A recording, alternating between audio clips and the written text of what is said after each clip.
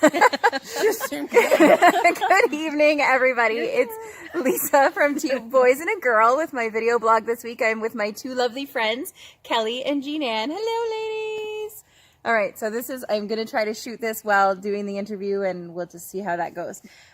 So I thought the first thing I would talk to the ladies about tonight would be some of the struggles that a lot of us face going back to work, like deciding. I know for me, I did home daycare for years and worked out of the house part-time. I did direct sales, and then I got a full-time job, and it's sort of been round and around since then. So I was wondering what were some of the struggles you faced to that and about the positions you're in now? So, all right, I guess I'll go start. ahead. Yeah. So for me, working was always going to be part of the plan. I took 4 years of university. I wanted to become a nurse. That was always going to be part of my life. And I thought, oh, it's fine. I know it's shift work. It's great. No problem.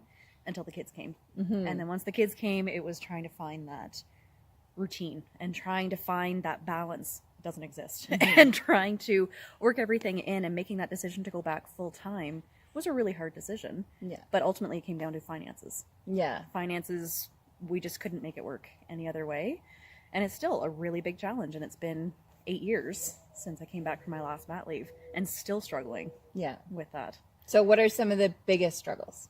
The biggest struggles is having enough energy Mm-hmm. after working a shift to want to be with my family. Yeah.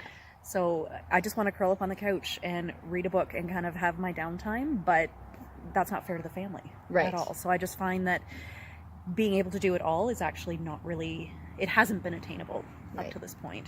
For sure. So it's a challenge. Yep. And Jean Ann, you took a bit of a different path. Tell everybody about what you do. So I used to work full time, and then hold on. Okay, here, we'll get this here. Okay, so I used to work full time, and then when I met my second husband, I decided to take. I thought I was never going to go back. That was my full intentions.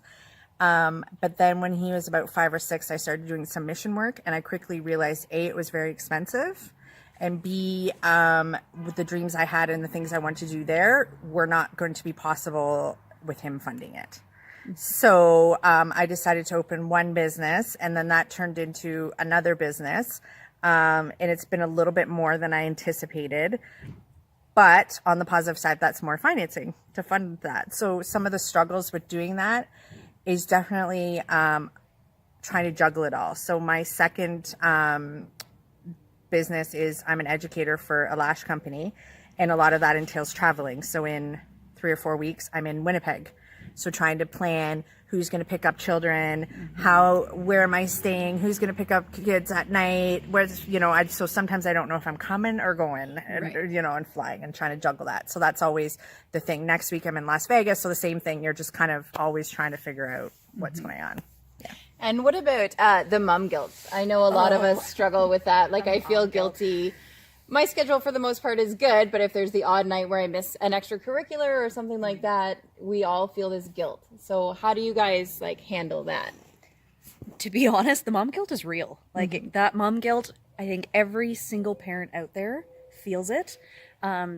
Obviously moms to a much higher degree than the dads. I think the dads feel a little bit of it, but I think they're just a little bit. They don't really? No, I don't think so. I am trying to be nice. They don't get it. They don't get it the same way. No. But I think it's this idea that society has put out, and it's like, oh, well, don't you feel guilty about it? Mm-hmm. And it's this thought of, oh, well, you're missing that for your child, as opposed to Jeff's never been asked that. Right. Do you feel guilty about missing that? Whereas, if the kids have something on at school, it's just automatic. Well, why aren't you going? Right. Exactly. So I think the mom guilt is a really big issue. Mm-hmm. And it's something that I'm still struggling with, but I'm dealing a little bit better with it now, because I think by taking a little bit more time for ourselves and realizing that being a working mom is actually really important for the kids to know as well. Yeah. And to see that, this is one of the sacrifices that people have to make sometimes. Even stay-at-home moms still have that sacrifice as well. They can't make it to everything as well. Yeah. They have sacrifices on different levels. So everybody has that mom guilt. And I think it's up to us to pretty much ignore everybody else and do what we feel is right for our family. Yep. And I think too, coming with them on the mom guilt, you have to realize that if you weren't working, there's a lot of things that your children wouldn't exactly have, it. That's like true. vacations and sports and all these nice things, right? So they have to, you know, because for me, I do get that feedback from my youngest. You know, oh, you have to do lashes again. Oh, you're flying somewhere. And I say, well, if you want to go and do these things or go on vacations or do these things, this is what has to be done, right? Yeah. And that there's a bigger reason behind that. So it helps with the mom guilt. But I've been on the other side too. Like in my first child, I went back to work when he was 5 months old, and I had wicked mom guilt then that's hard. because I was super young. So I think that you do have to cut yourself a little bit of slack, you know, every day, that you're just doing the best you can. Yes, And exactly you know what? it. And you know what? They may turn out to be the most whacked out children ever, but hey, that's okay. Maybe they already are.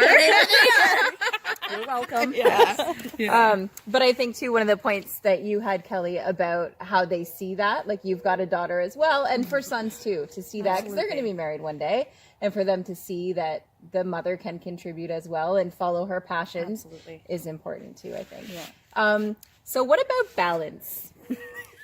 Because it still seems like for moms that work, you're still expected to be there for everything. Work. What's that saying? Work like you don't have kids and raise kids like you don't work, or whatever. Absolutely. Make dinner, have a clean house, do all Yeah, that stuff, absolutely. you know? Yeah. Yeah, like perfect example. Love you, Mike. But just saying. Last night, or no, it was Friday night. I had clients till 8 o'clock, and he came home, and I was like, oh, okay, so when I'm done this client, I'll make dinner. And he's like, okay. And I was like, waiting, you know, like, him to and that's the offer. thing. That's just the expectation, right? Yeah. That they expect that to have that, and you know, like you were saying, even just about that men don't have guilt. It's the same thing, right? It's hard. And I think in some ways it's just this oblivious part of them. So I know that we've had this challenge with my husband as well. Again, lovely man, but he knew the minute we actually decided, yes, we're going to get married, we're going to have a family, that I was going to be working shift work. It had to be 50-50. There was really no other way it was going to work. He knew that going in, and yet still there's lots of things that he never saw. Yeah. You know, I think I've told you guys a story too. It's like, oh, we were looking for the tape measure one day. I'm like, I can't find this tape measure. He's like, oh, and he goes under the couch and he grabs it, and we're like, Oh, under the couch. I don't understand what's happening. He's Yeah. like, well, I saw it there last week. Oh. And it's just this idea of why would I move that? Right. Why would I clean that? Why would I do any of that? Right. Because he knows it's still going to be there when he goes to get it. So it's that idea, and it doesn't bother him at all. So I think when you're talking about balance, whose version of balance are we looking for? And I honestly think, like, I've never met a couple that honestly feels that it actually is balanced. Like, I never have met anyone who actually goes, oh yeah, everything is 100% 50-50. Absolutely. Like right now, I feel like, because my biggest tip I think that I do, and this is something I've learned in coaching, was every Sunday I sit down and I basically brain dump everything that has to be done for the week, and I organize everybody who's coming, who's going, but there's always a gap. Something's missing, like one part. So right now is my time with my partner, right? Because I'm going here, I'm going to Vegas, I'm going this, and then we're going there and whatever. So there's always that gap that something always gets missed. It's always, I don't think you're ever going to find balance. No. I think I that's don't just think a so either. fictional character, cartoon character. Absolutely. That somebody invented. Yeah.